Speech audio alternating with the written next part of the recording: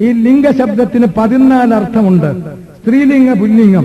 അതേപോലെ ലിംഗം ഇത് പച്ചയുള്ള കാര്യമല്ലയോ, ഇതാരെങ്കിലും കള്ളം പറയാണോ? അതുകൊണ്ടൊന്നും സന്യാസം പോവില്ല. അങ്ങനെയൊന്നും ധരിക്കരുത്. സന്യാസി അങ്ങനെയൊന്നും ഇറുന്നു വീഴുന്ന സാധനമല്ല. അത് നല്ല ഉറച്ചുള്ള സാധനമാണ്. ഇതൊന്നും കേട്ടാ പോവില്ല. നിൽക്കേണ്ടിടത്ത് നിൽക്കേണ്ടത് നിൽക്കും, യാതൊരു സംശയവും വേണ്ട. ആ ഉറപ്പ് കഴിഞ്ഞിറങ്ങിയാൽ മതിയല്ലോ നമ്മള്.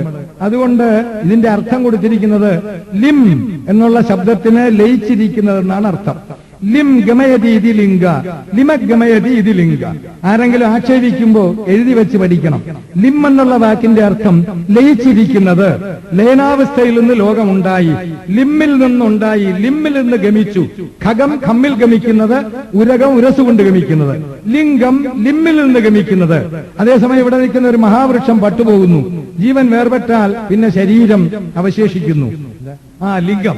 ഈ ലിം ഗമയതീതി ലിംഗ, ലിമഗമയതീതി ലിംഗ. ലിം എന്ന് പറയുമ്പോൾ ലയനാവസ്ഥ, കോൺഷ്യസ്നെസ് എന്ന് പറയുന്ന അറിവിന്റെ ലയനാവസ്ഥ.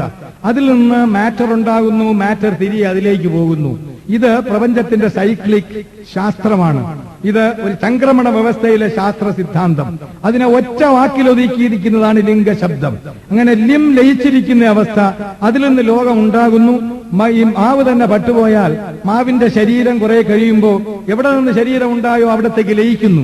ഇങ്ങനെ ലിമഗമയതീതി ലിംഗ, ലിം ഗമയതീതി ലിംഗ.